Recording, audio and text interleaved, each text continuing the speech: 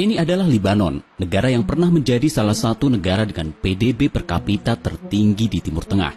Namun hanya dalam 5 tahun terakhir, Lebanon mengalami penurunan ekonomi yang sangat drastis. Lebanon kehilangan 2/3 dari total PDB-nya. Hiperinflasi yang meluas telah mendorong tingkat pengangguran hingga hampir 27%. Sementara krisis listrik, kekurangan air bersih, dan minimnya layanan dasar lainnya memicu gelombang protes tanpa henti di seluruh negeri. Lebanon kini terperosok dalam salah satu krisis ekonomi terburuk dalam sejarahnya. Jadi apa yang terjadi? Semua berawal pada tahun 1975 ketika perang saudara yang dahsyat meletus, menjerumuskan Lebanon ke dalam krisis yang parah, menyebabkan anjloknya PDB, menghancurkan kapasitas produksi negara, dan mendorong migrasi massal. Setelah perang berakhir pada tahun 1990, perekonomian Lebanon bangkit berkat pariwisata dan aliran investasi asing. Hanya dalam waktu 1 dekade, PDB negara ini melonjak 4 kali lipat, dari 2,8 miliar US dollar pada 1990 menjadi lebih dari 17,3 miliar US dollar pada tahun 2000. Namun seperti banyak keajaiban ekonomi yang bertumpu pada investasi asing, pertumbuhan cepat ini membawa konsekuensi besar, yaitu tumpukan utang yang terus membengkak. Pada tahun 2000, rasio utang Lebanon terhadap PDB telah mencapai 155% dan terus naik hingga 183% pada tahun 2006, angka tertinggi dalam sejarah negara itu. Meski utang sebesar itu tidak selalu menjadi masalah jika digunakan untuk pembangunan ekonomi berkelanjutan, tapi pada kenyataannya berbeda. Impian Lebanon runtuh pada 2011 saat perang saudara di Suriah pecah, mengguncang fondasi ekonomi negara itu.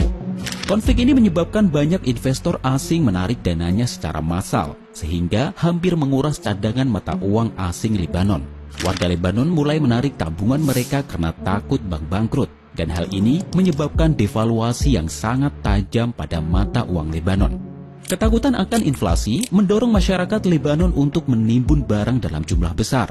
Namun tindakan ini justru memperburuk situasi, menyebabkan lonjakan harga yang tak terkendali, memicu hiperinflasi dan memperjelas krisis ekonomi yang melanda negara itu.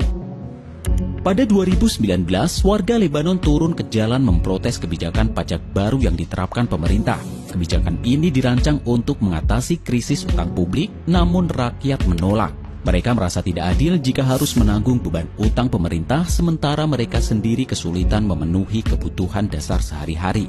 Situasi semakin memburuk akibat pandemi COVID-19 yang memaksa sektor pariwisata, satu-satunya industri Lebanon yang masih berfungsi, untuk berhenti total. Akibatnya pendapatan devisa negara mendekati nol.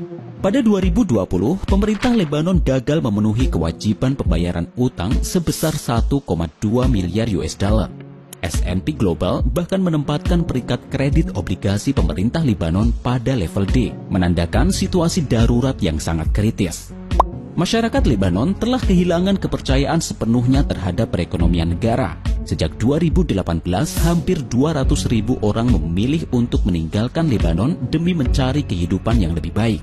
Krisis yang berkepanjangan juga menyebabkan akumulasi barang dalam jumlah besar di pelabuhan, mencerminkan lumpuhnya sistem logistik dan perdagangan negara.